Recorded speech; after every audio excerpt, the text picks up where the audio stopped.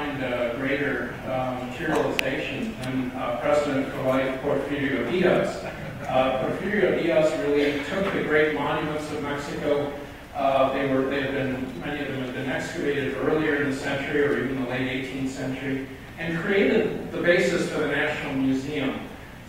In so doing, he was very much a part of a movement all around the world at this time. Teddy Roosevelt and the White Fleet, Kaiser Wilhelm, Queen Victoria, everybody was trying to create this sense of these giant nation states. And Porfirio Diaz really sort of was one to transform this iconography of the Aztec Empire, the monumental stone sculpture, into the basis for this first manifestation of Mexico City as a capital, and Mexico City dominates this nation of Mexico. This has been furthered, of course, with the excavations for the last 30 years in the Templo Mayor area, adjacent to the National Cathedral, the Plaza de la Constitucion, and of course the National Palace in Mexico City. And even the inheritance then is sort of loosely linked to the idea of an Aztec empire. This is the legitimacy, the political legitimacy of Mexican people comes from this heritage. The problem with this is that we still have millions of people of other ethnicities throughout Mexico, as well as in America. And if everybody's officially an Aztec, then where does that leave all of these other ethnic groups? And increasingly, as you've been seeing in Chiapas and Oaxaca in particular, we're seeing these people begin to exercise their rights. With Oaxaca, they are empowered greatly by their connection with California. Southern California is very Zapotec. Northern California, or the Sonoma Valley, for example, is very Mixtec. In fact, much of what you see in exhibitions or even book covers such as this, these objects are all listed as Aztec. People love to put them on the covers of books. But in reality, they are not created by the Aztecs themselves. Anything like this ever found in the basin of Mexico after 1521 would have been melted down or reconfigured into something else.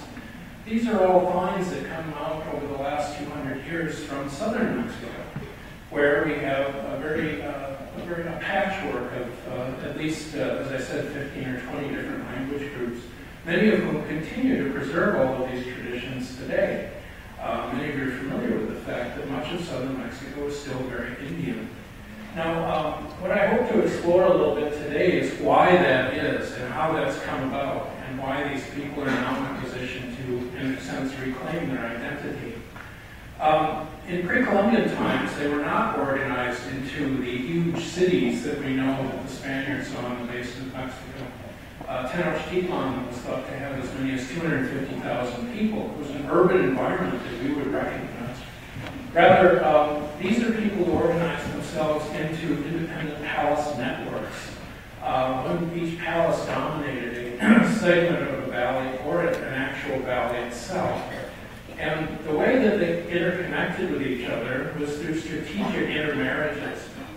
So marriages and the festivals surrounding these marriages became an essential part of gluing this network, this elite fabric together.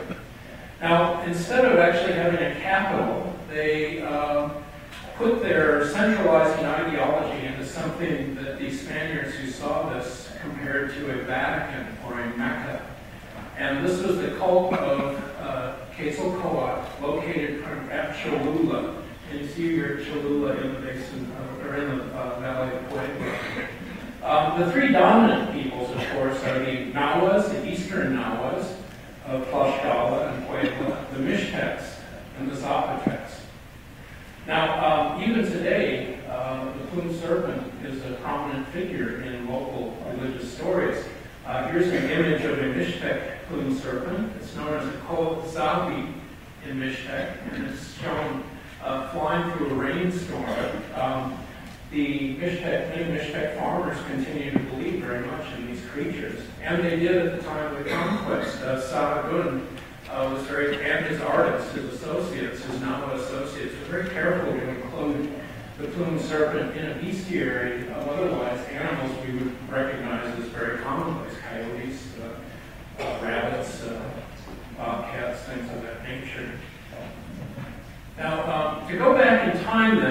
probably the largest manifestation, the most magnificent earliest manifestation of the Plumed Serpent cult is that arguably at Teotihuacan, and you're familiar with these tenement heads at the Castillo, one of the earliest buildings constructed at the site in the Ciudadela. Now, Teotihuacan and whatever the cult was surrounding this, Teotihuacan had no, well, it had a writing system, but they're not giving us the kinds of historical texts we would have hoped for. Nevertheless, archaeological research shows us that Teotihuacan had become probably one of the top 5 largest cities in the world between 100 BC and probably 780, 700. It was a major metropolis. It anticipated the late post-classic city-states of the Valley of Mexico, like Tenochtitlan or Texcoco. It was created, though, in the northern end of the valley on a large, broad plain. But it did not last. At the end of Mesoamerica's or Mexico's classic period of 700, look what happens to it. The population disperses into largely the southern end of the valley. The city is left to ruin, and we have very little that's left of this great classic legacy of the city. From 700 to 850, it's a little murky, but then after 850, 850 to 900, we see another shift in population to the north end of the valley. And this has been a bit mysterious within the valley itself. These are very small communities, except that if we start to think about other things that are happening around the highlands of Mexico at this time, it appears that Teotihuacan and the Valley of Mexico have their hegemony has eroded, and that virtually, in the earlier epiclassic period, much of this has been taken over by sites like Xochicalco, Cacaxtla, El Tajín, and now in the late post-classic, Tula, the Tula Valley.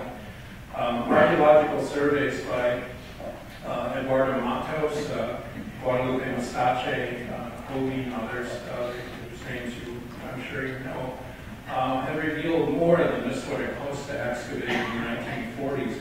Rather, this was a basin society, a valley basin society, with a city that may have been as large as 60,000 people.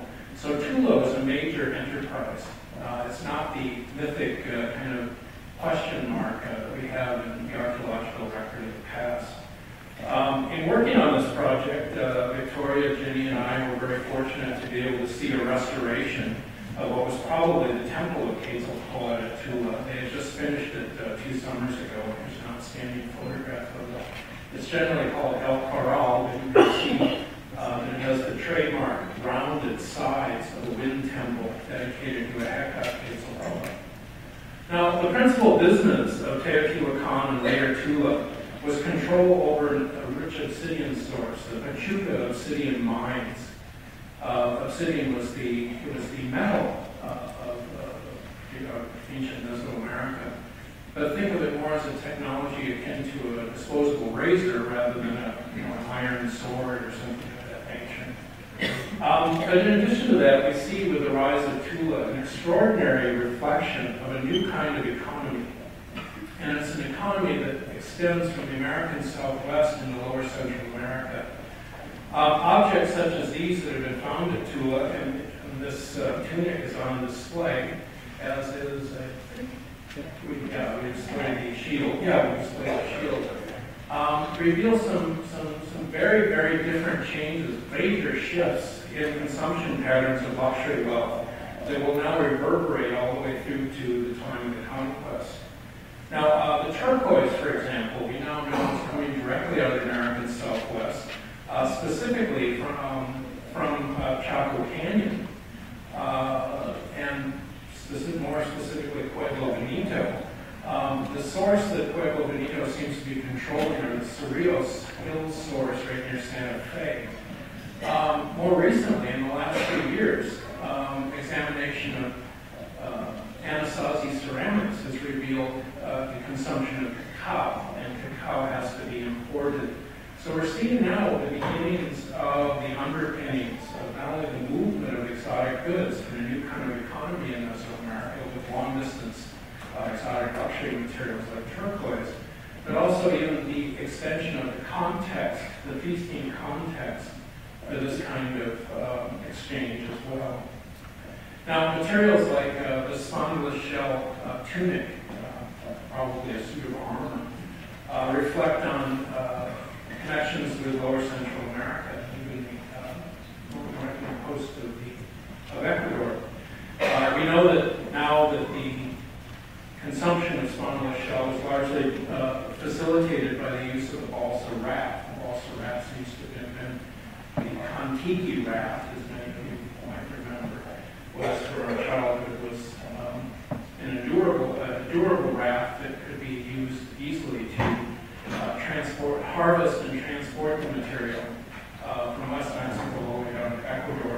More recently, I noticed there are some outstanding websites in which Ecuadorian archaeologists are demonstrating that the high-grade quality, the highest quality spondylus is indeed coming from Ecuador, and those are the most highly prized throughout Mesoamerica and the Andes. Now, also added to this is an interest in a particular shell that we're all familiar with. This is a ceramic head that has been inlaid with shell, but it's very specifically a white abalone shell that comes uniquely from here. So this helmeted head may represent a feathered coyote headdress for an individual who's actually found in that round temple. Is actually constructed of a material that is exploited uniquely by the Chumash, for example.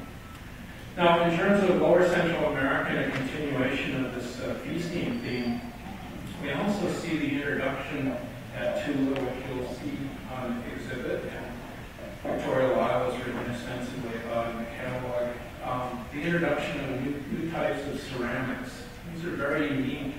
There's plumbate, which many scholars have argued is the first glazed ceramic in Mesoamerica, for example. But I think more research needs to be done on exactly how that treatment works. But just as importantly are when Dick Dean, for example, was excavating at Tula in the 1960s, they also recovered not only plumbate, but also Nicoya ceramic, a polychrome ceramic tradition coming from Nicaragua and El Salvador. Another thing that's introduced at this time, when Tula is dominating the northern valley, part of the Valley of Mexico, is the introduction of metallurgy.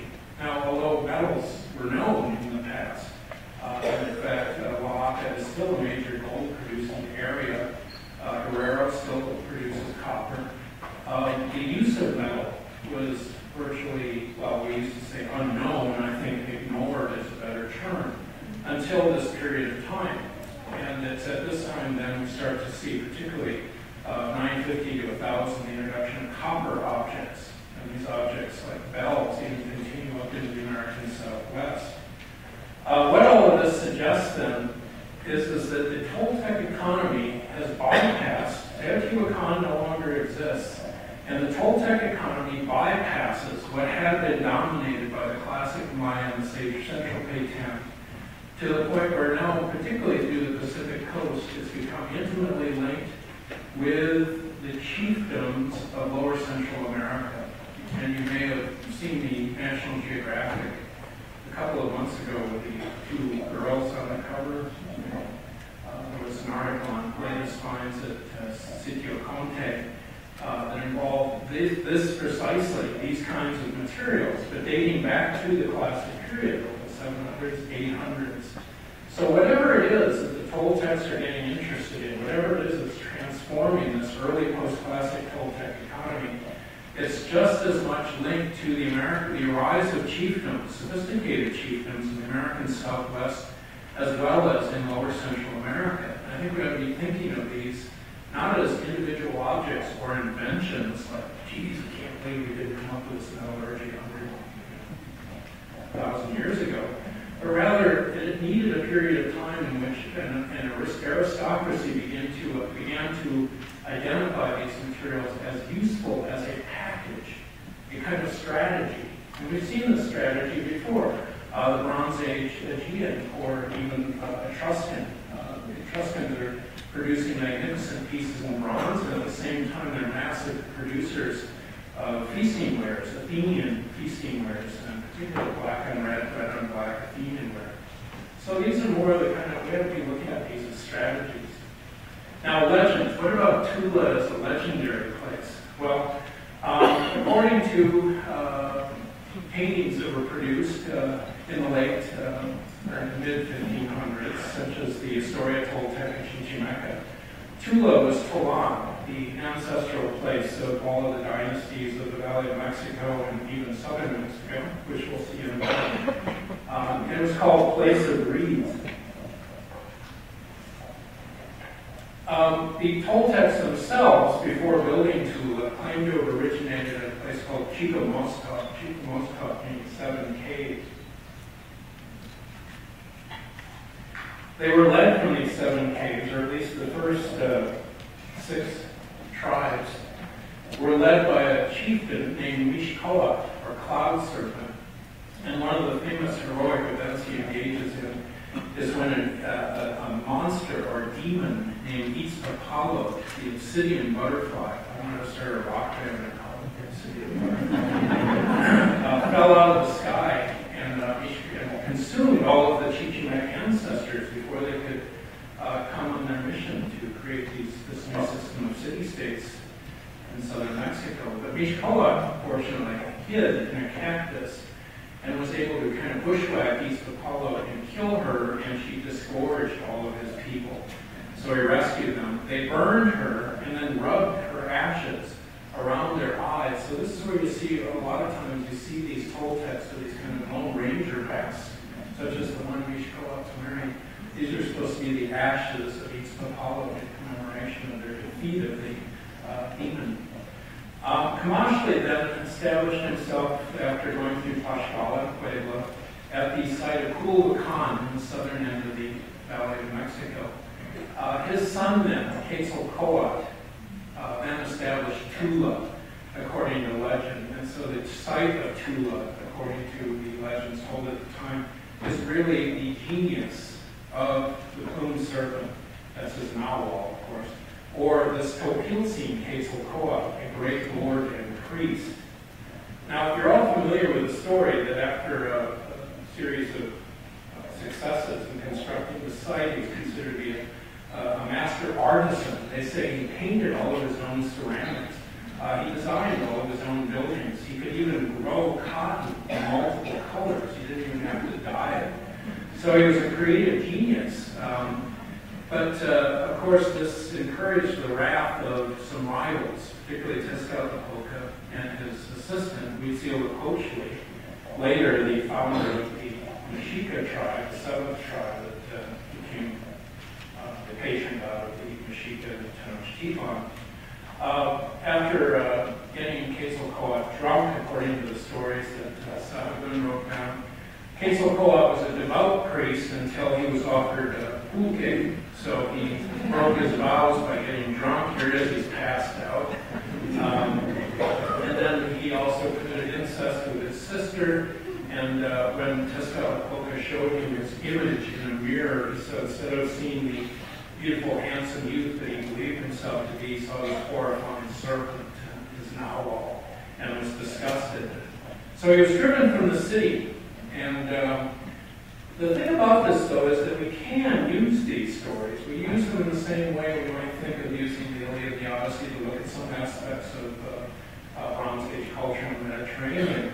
It does correlate with the fact that when Acosta excavated Tula, the site had clearly been destroyed. And we can now, because of the work of Dan Heelan, Guadalupe Mustache, and others, we can date this period, Colleen, we can date this specifically to about 1150, right around the time that Sahagun's own historians suggested this actually took place. The great warrior columns were even found broken, not just toppled off the top of the temple, but even imagine what it would take to even break something like that. So whoever had it in for Tula really did a job on the place. Now, according to legends, then, Tezcatlipoca and Huitzilopochtli went to the Valley of Mexico. And it's their people that found the Aztec Empire, the Empire of the Triple Alliance that you all know, with these very large urban cities. Much of this was based on warfare, a predatory situation in which they put together these very large armies, sometimes exceeding 100,000, conquering the enemy states, particularly the enemy states of southern Mexico, and demanding all of this tribute wealth. Now, but what about Quetzalcoatl? He'd been run out of town earlier. This is where our exhibition makes a new, kind of, I think, a lot of new inroads here. We're taking a look, many of you will be very interested to see these maps or the enzos. And this is one of the first exhibitions to really exhibit these within the context of the cultures that really produced them. This is the Mapa de Cuauhtinchan II. There's a wonderful book by David Carrasco that has just come out that has many interpretive essays on this. It's a map that shows created by a number of cities on the plain of Puebla, but primarily the town of Cuauhtinchan, just south of Cholula. And it shows the migration of these children of Quetzalcoatl, ultimately the children of Mixcoatl, or grandchildren of Mixcoatl, leaving Chicamosco, bypassing the Valley of Mexico, and establishing the first kingdoms of Puebla and Oaxaca, and establishing the cult shrine, the new cult shrine founded by Quetzalcoatl after he left Tula, the new Tolan, which now becomes Cholula. And an associated manuscript, such as the Historia Tolteca Chichimeca, actually shows us what this new temple of Quetzalcoatl looked like. Descriptions written by the Spaniards said it was even larger than the Templo Mayor, which would put it at about 12 stories high. We even know the location for it. When you look at images of Cholula, you're probably more familiar with the very large classic period pyramid. This place had once been, possibly according to an archaeologist like Bill Sanders, a rival of Teotihuacan. We still don't know exactly the position of it. But the Olmeca Xicalonca people, the Veracruz-related people who occupied this region at that time, the city suffers a division that's still there today between San Pedro and San Andres Cholula. The boundary between the communities runs right over this pyramid. But the new Toltec faction actually settled here, so that the temple of Quetzalcoatl was actually built in the main plaza under what is today the Church of San Gabriel there. And if you look at the Church of San Gabriel, you'll see that it's made from pre-Columbian masonry. That is the masonry from the temple of Quetzalcoatl, constructed probably anywhere between 1200 and 1450 to 1500. Here's an artist's reconstruction of that area today. Here's the tip of the Great Pyramid, the classic period, classic pyramid, and then the location on what would be the main plaza of Cholula of the Temple of Quetzalcoatl. Another reconstruction. Now, instead of being a military conquest capital, Cholula was in fact really a place of very much like a Rome. There were a group of priests who actually issued the title Tecutli, or lineage head, or lord, by undergoing a specific ceremony in honor of Quetzalcoatl. So this is how it really functioned, really very much like the Vatican held together much of the medieval Europe. Now, also at this time, we see the introduction of the polychrome tradition. It could be that this has its roots back into the Central American polychrome we see at Tula, but at the same time, we know that this actually has just as much of a connection to Maya polychrome from the classic. The dominant people here are now in eastern Nahua kingdoms, extending down into the Tehuacan Valley. Their polychrome is very famous for this more sorcery cult imagery, such as we see here, particularly celebrating these patrons, diviners, people who use the divinatory codices to predict the future of a child at birth. So the polychrome ceramics, which are such a major feature of this exhibition, call attention to the fact that it's really through banqueting and marriages and feasts and gift exchange at feasts that's driving this system. And the polychrome, as you'll see in the exhibition, actually at the same time still reflects some of the values or ethnicities of the contributing peoples. So marriages are a big part of this, and those marriages are so important that they continue to be documented in codices and lienzos right through the 1500s. So here we are then at a world of marriages, of alliances, of gift exchange. This is not a military empire, and these people are competitive. So their competition is what is driving this search for exotic luxury wealth. And then the circumstances for this are these small palaces that we see on hilltops everywhere throughout much of southern Mexico. It's no accident then that the distribution of the polychrome matches. It's the archaeological evidence. It matches perfectly the distribution of the marriage alliance pattern recorded in these maps, lienzos, and codices. Now, one thing that qualifies this civilization is the extraordinary amount of attention to finely wrought detail. Even their buildings, like nipa, are like buildings wrapped in cloth. As many as 30,000 individual pieces can go into making up one of these friezes of nipa. It's an expression then on a huge scale, on a titanic scale, of the kind of weaving traditions that still express much of what we understand of finely wrought Mexican craft traditions today. But of course, we also, as you know from the exhibition, have on display these really remarkable works in miniature. This is a world that is portable. This is a world that can be transported from palace to palace. Turquoise inlaid maps, gems and jewels. And we also know then that marriages are not just good for putting together alliances. They actually are how you put together monopolies. Mixtec kings could marry, for example, as many as 20 times. Well, that meant that you're basically, these palaces are staffed by highly qualified women as artisans. The first wife might produce the heir, but the second, third, fourth, fifth, sixth, seventh, eighth wife, and so on, become the top craftspeople in the palace. They are that palace economy. It's what makes that palace competitive. So the better the quality of the production of your luxury wealth, the better marriages you can negotiate, and the higher in the system of rank you can rise.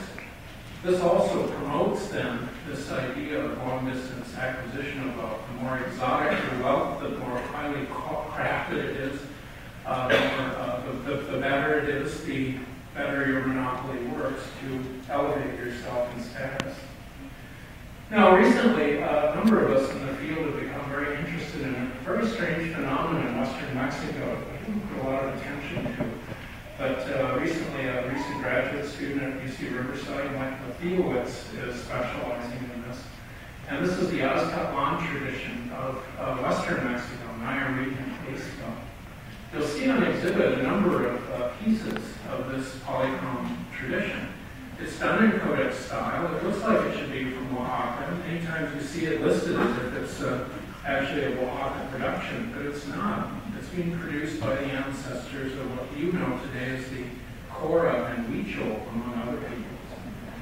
Now, many of these pieces actually came through Los Angeles in the 1970s. I saw this piece in a coffee table in Beverly Hills when I started as a grad student at UCLA. I was very fond of him. He was very nice to me and helped me a lot when I first came to Los Angeles. And he took the time to carefully draw out all of the imagery on these vases when they were being represented, I believe, at that time largely by the Stendhal Gallery, but other galleries were involved in these as well. What's fascinating about them is that the imagery on them is most closely connected not to the Puebla Valley or Cholula, but more to Oaxaca, distant Oaxaca on the Pacific coast. Here's an image, for example, from the Met vase that shows a woman giving birth to this little red man here. His arms are folded, shooting out. But look at her position. It's her birth position.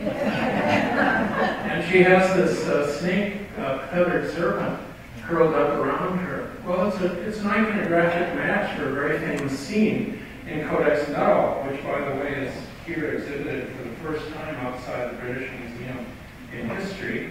Our curator there, Colin McEwen, explained to us that he wanted it to be here because this is the first time he's ever seen, and anyone's ever asked him to exhibit it within the context for which it was originally created. People ask for it all the time for Aztec exhibits, Mesoamerican exhibits, but he let us have it because this is where it belongs. This is about it. But here, from page 17, you see Lady Trudy Flint giving birth to her daughter. And much of the position in iconography is very much the same. This little creature that she gives birth to is a character we know very well from the Mixtec codices. He's a little dwarf, reddish character, round-eyed dwarf, knobs on his head. So we know in Oaxaca as a new, this is basically an earth lord, duende. When farmers plow today in Oaxaca, they still say stone upright in the Mixteca and refer to it as a new or an earth lord. Here's one from Codex Vienna, from the Mixteca Alta in Oaxaca. Now, Virginia Fields was very fortunate in being able to acquire a second base that had also been here in Los Angeles in the 1970s. And this is probably the most elaborate codex-style base in existence. So this was something that the museum and Los Angeles can take great pride in. You can see how complex the imagery is, how sort of spent many weeks drawing it all out in photographs. But what I want to call your attention to is the major action here, our bathing rituals, in which two women with cups of water pour the water over a little hero here. I call him Yellow Hair because he's kind of maybe a maze god or something, as two rain doves fly overhead. Well, here again, the closest thing to these scenes are major scenes involving here Trudy Flint again, meeting her husband 12 men, and the two women are blessing them at their marriage ceremony by pouring water over their heads. It's also very, with the flying rain gods, it reminds us of when Lord Eightwind, a culture hero in the Mixtec codices, becomes a real boy. He starts out, he's half eagle, half man. You can see he doesn't have a complete face here. And then Pollock comes down and pours water over him and transforms him into a real Mixtec noble. These are still important ceremonies within this context of marriage and birth, even today, not only in Oaxaca, but even with midwives in the Jalisco Nayarit area. So it's very interesting that this polychrome theme, unlike, say, the sorcery theme in the Puebla Valley, or the dynasty theme in Oaxaca, or the Beze Lao Xochipilli theme of the Zapotec, this is a theme that's emerging here that appears to focus on these birth and marriage rituals. Now, we can tell that the Core and Huichol are probably the two groups that are most closely associated with this, but there were many other peoples in this region. It too is multicultural. However, when an anthropologist named Lumholtz was visiting the area, he was quick to remark that many of their sacred places are today the resort capitals of the Pacific Coast, San Blas, Puerto Vallarta. In fact, the roots of this are actually in first the Manila Galleon trade. These were major ports of the Spaniards. But before that, they were major ports for the Pacific coastal pre-Columbian trade. So we're beginning to look then at a very special connection between Jalisco, Nayarit, and Oaxaca. Now, Oaxaca at the time was dominated by two high-ranking dynasties, the Mixtecs of Tihuanaco and the Zapotecs of Zaachila. Zaachila's dynasty, too, is also shown in Codex Nuttall, which is on display in the exhibition. Here is the Temple of Xipe at Zaachila.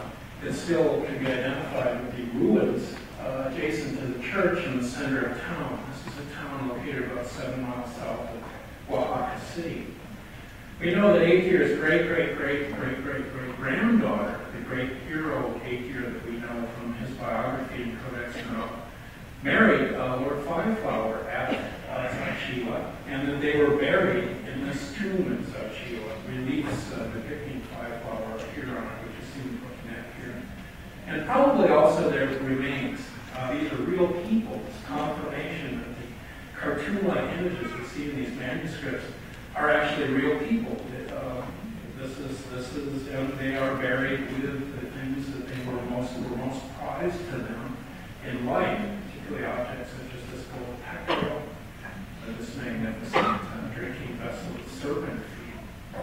Now, the Zapotec royal line at Zachiva was well known right up through the colonial period. The Enzo de Guevara, for example, confirms that the people in Nuttall are those people at Zachiva. It becomes a kind of a Rosetta Stone for interpreting it. But what's curious is that the royal family of Zachiva, the descendants of Aether, and also the descendants of the people of Montalban, moved the capital. They moved it from the valley of Oaxaca precisely at the time that the Aztec armies are beginning to overrun much of the Puebla Plain and Tehuacan Valley to the north. And they move the royal line moves to Tehuantepec. This is a very large port town throughout the 19th century.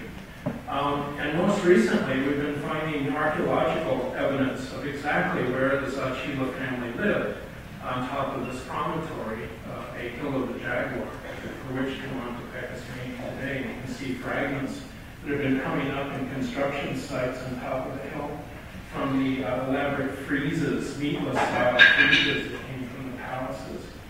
So here we see an interesting phenomenon. The Oaxaca kingdoms, in the wake of Aztec incursion, are shifting to the coast. The Mixtecs to Tutepec, the Zapotecs to Tehuantepec. Now, it can't be any accident that the indigenous people there, like I said, there are 15 to 20 different peoples in this region, but shown tall, speak a Hokan language, which early ethnographers, linguists, connected specifically, again, to here. Hokan peoples of Southern California and Arizona. So there was already what the Zapotecs are co-opting, is access to this Pacific coastal exchange system we've been discussing. It goes back to early Toltec times. And there are plenty of symbolic relics of this. The famous cross of Huatulco, the port for the Mixtecs of Tutepec. It was said that an old prophet or old man came and he spoke Mixtec. In reality, we know from other sources that this, even though they refer to him as St. Thomas, he bears all of the attributes of Quetzalcoatl. So what we're getting in the Spanish writings for the Pacific coast of Oaxaca are vestiges of one of these migration sagas, and even specific names for this holy cross he was supposed to have brought actually refers to it as a god, a rain god, or a god of sustenance or life. So we can connect this odyssey of Quetzalcoatl specifically to these kingdoms. And, all right, not only that, but actually several of these kingdoms also claim to be descendants of Mixcoatl and revered Itzcoatl as their goddess. So here we are down on the coast with these peoples that have been, in a sense, co-opted by the larger, more organized Zapotecs and Mixtecs. At the same time, they're still utilizing, just as they have in the highlands, these myths, these migration stories out of Tula. Each Lushochi refers to one group of Toltecs who specifically immigrated to first Jalisco and later Huatulco, the Mixtec port. I've suggested that a lot of these migration sagas also encode how goods are moved. We're all familiar with, as I've explained, this idea of the deer hunt or deer trail as explaining these migration stories from Chickamosa. But in reality, if we look at the same kind of story with the Huichol today, it's the symbolic context for how they harvest peyote. The peyote is actually referred to as the deer. And even in metaphor, the trail of the deer is referred to as the road to Tolan. So what they're doing is really packaging this acquisition of long-distance goods together with these migration stories. So remember we said that Zachiva's patron god was Xipe. Look at a very strange phenomenon we have here. Originally, Sagagun said that Xipe was the proper god of the Zapotecs. And that makes sense. We see him in Nuttall as patron of Zachiva. But then when we look at the Spanish translation, he says that Xipe was actually the patron god of Zapopan, a city-state in Jalisco. Now, I can't really explain what's going on there, but the fact that considering all the city-states that existed in Mesoamerica, he's connecting those two around the color sheepay is telling, especially when you see in the exhibitions some remarkable images of sheepay from the Nayarit Jalisco corpus. All right, so there's something that is linking, definitely linking Oaxaca with this West Mexican connection. At the time of the conquest, you're all familiar with what the longest single battle in history throughout the summer of 1521 that brought down the Aztec Empire. Only, though, the Spaniards could do this with an allied army of indigenous people, largely composed of the children of Quetzalcoatl, of up to 100 to 100,000 to 150,000 troops. Cortez then made specific alliances with these people. There was no conquest at this time in southern Mexico. Rather, eventually what happens is that the Dominican and Franciscan orders put together very special relationships with the nobility, the indigenous nobility, to create a new kind of economic system, a very prosperous economic system. But before that happens, we actually have the children of Quetzalcoatl being the primary armies, the people who actually supply the Spaniards with all of the intelligence, the reconnoitering, the composition of the armies themselves to conquer Mesoamerica. And where do they start this conquest? In Oaxaca. Alvarado puts together a confederated army of Nahuas, Mixtecs, Zapotecs, and goes for Island Guatemala. Cortez, through the cacique, who was a direct descendant of Apior, known as Cosio-Huesa, and has now changed his name to Don Juan Cortez, sponsors the construction of fleets to go to the Sea of Cortez. That's why it's named after the Sea of Cortez. Eventually, these city-states contribute the armies that go with Coronado into the American Southwest. Here's a Tlaxcalteca cacique who's actually ministering to the Zuni together with a friar. Here's a detail of that. And that's what leads today to the continuing recognition of this church in Santa Fe. How many of you have been to this? I only found out about it in the last 10 years. Okay, so a lot of you know about it. This is founded possibly as far back as the 1500s, but certainly the 1700s. It's a Tlaxcalteca church and was founded in Santa Fe for the people who built the city of Santa Fe for the Spaniards.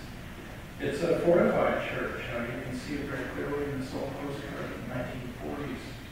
The Eastern Nahuas then, not just the Tlaxcala, remember the Tlaxcalteca were excused from tribute and a number of other taxes and burdens by the Spaniards because of their contribution to the downfall of Tenochtitlan. Where then, and it makes you wonder how many people weren't becoming suddenly Tlaxcalteca throughout Puebla, Oaxaca. It's these people then who then found what we know as the historical craft production of the American Southwest. It's the Tlaxcalteca who introduced the sheep and then introduced the looms and even these early weaving patterns. When the Spaniards are driven out after the Pueblo Revolt, one of the big issues was Spaniards and mining. They're only allowed to return if they give up their mining rights. However, those rights are then turned over to the indigenous Mexican people, to the Tlaxcalteca. So it's actually the Tlaxcalteca who reopened the turquoise mines, and then ultimately, all together, found what we know as the historical tradition in commerce in the American Southwest, of the American Southwest Indian peoples. This really then becomes accelerated in the 1880s, 1890s with the Santa Fe Railway.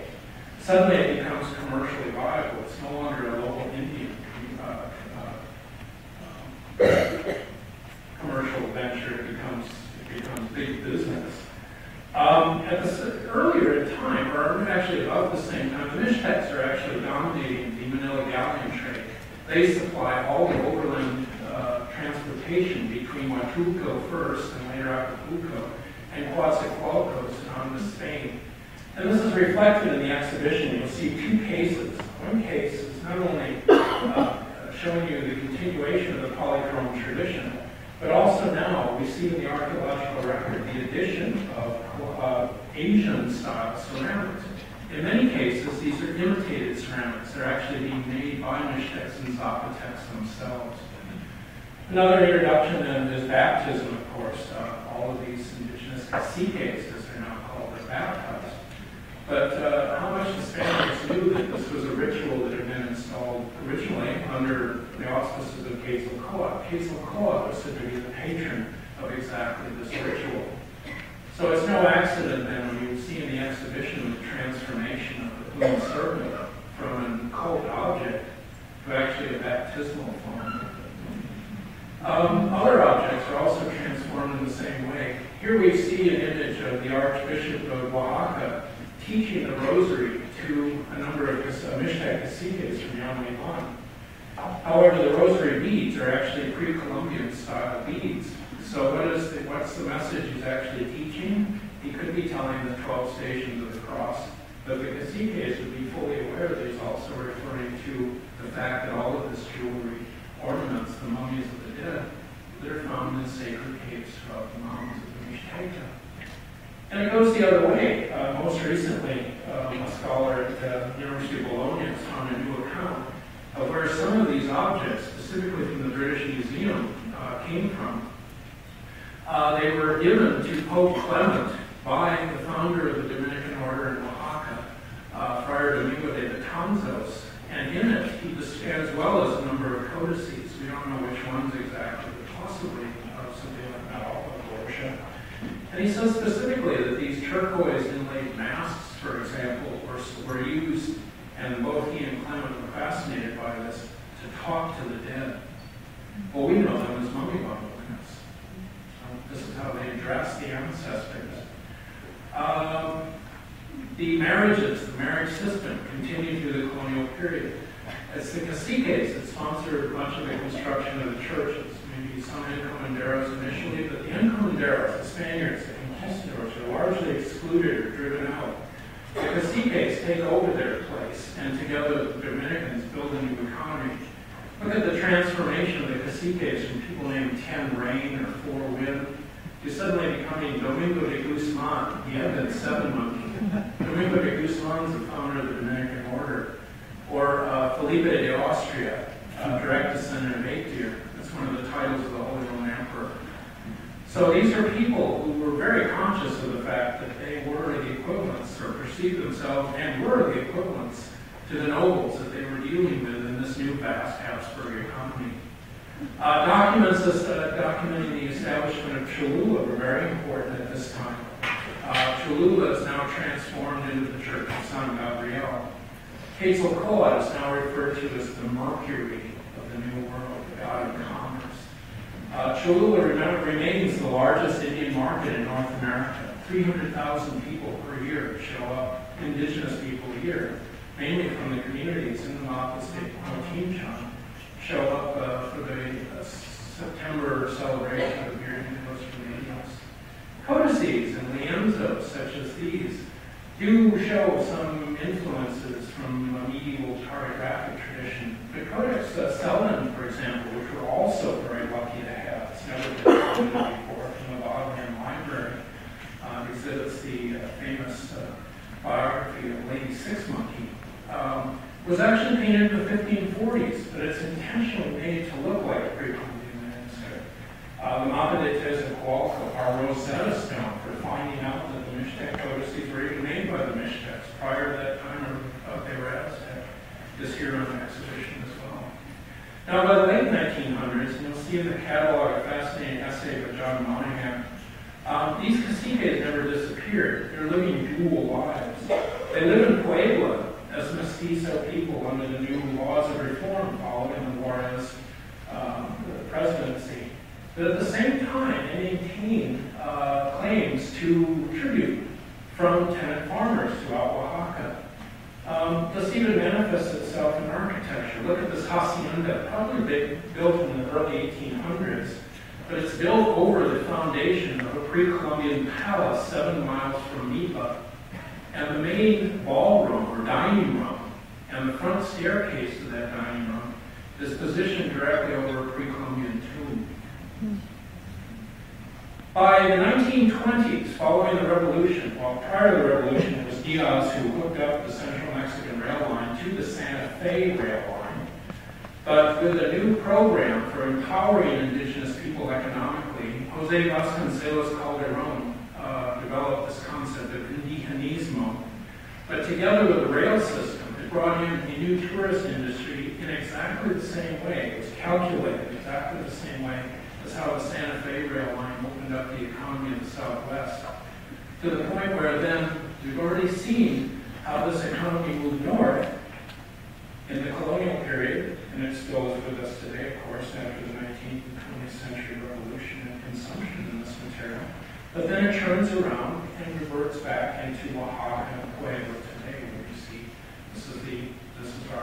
this is the connection between our craft production today in southern Mexico and the ancient palaces that had produced all the magnificent works that you see on display here. And of course, there's big business behind this. This isn't just something that you buy in the marketplace when you visit southern Mexico. Every time you go into these hotels, we're looking at people who, and even family structures in Oaxaca, that are competing for contracts in the tens of thousands of dollars to supply this material. This makes the production of this material in southern Mexico, it puts them on a par, basically, with the kind of production that would have been underway their ancestors with these palace networks. Families then family structures become very important, marriages become very important, we have monopoly building over craft production and resources, and this in turn has created a new phenomenon in terms of even bride wealth and dowry systems that were the principal exchange systems of pre-Columbian times, only now we're talking about truckloads. What had been, we thought, when Donald Cordry was originally studying the weavers of Oaxaca, a lost tradition or a disappearing tradition in the 40s and 50s, has continued on. It's still with us today and shows every sign of continuing on in the future.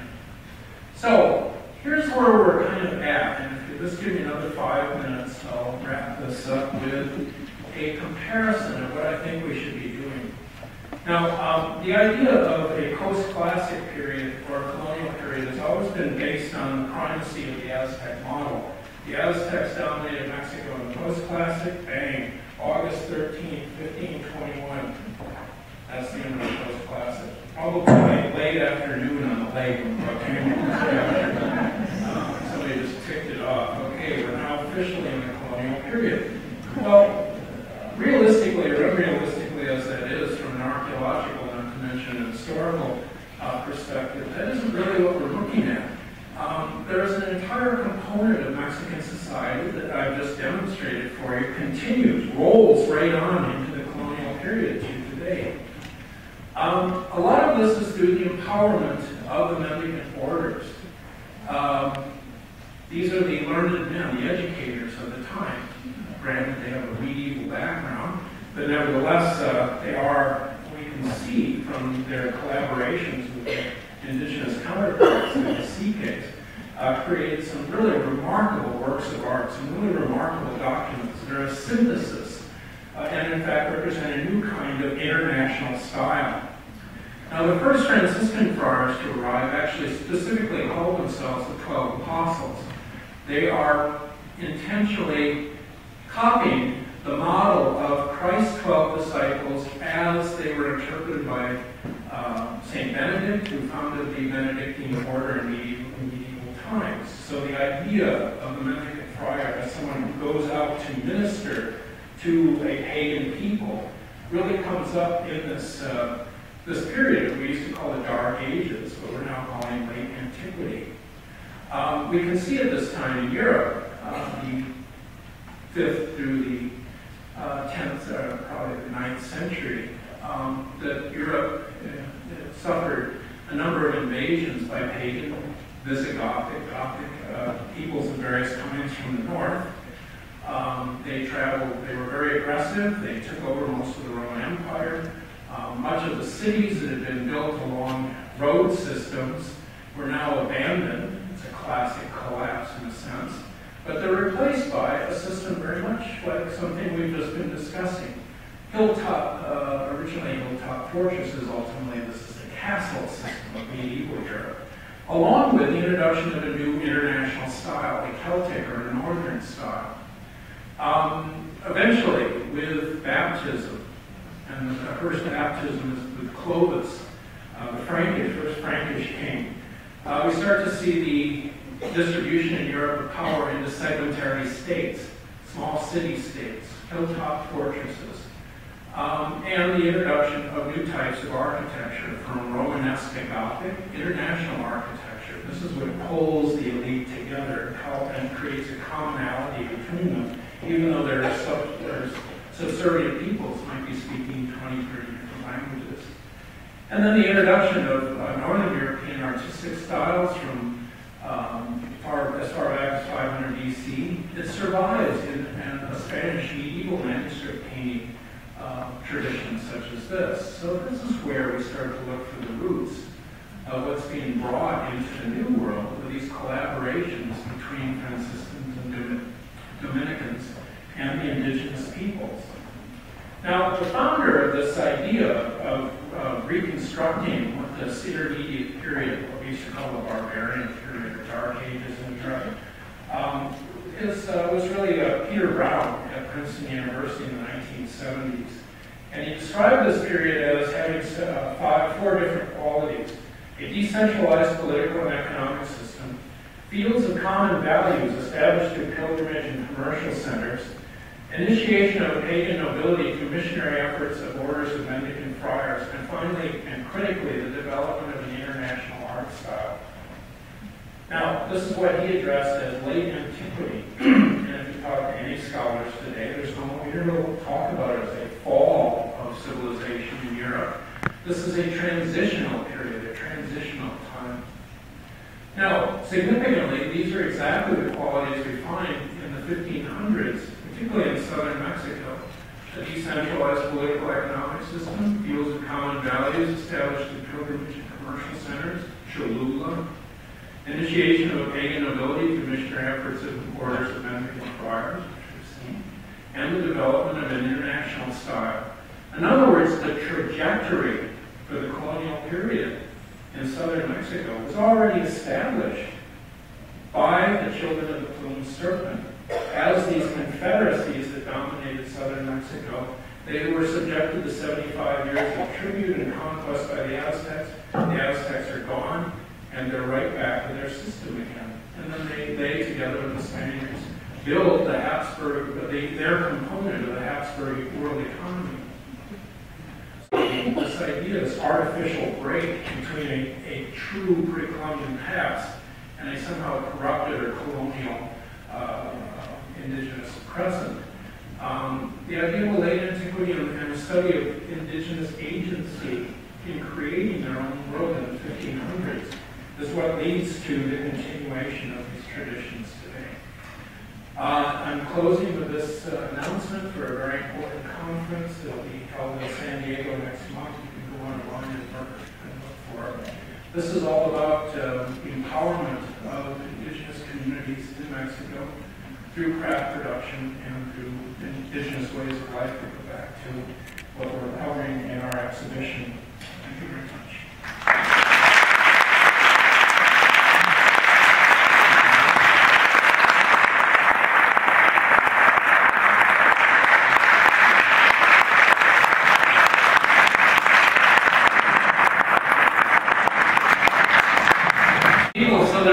I think my thoughts on it is the kids of poets coming back. All right. But you know, one thing that the exhibit does treat a bit on is the connection of the Maya and the late post-classic with these people, and I wasn't able to go into it too much. But those are closely connected people. They adopt the international style, they mix it with their own classical mass style. And it's very interesting that they have those traditions, but I'm not an authority on that. Cool. Thank you.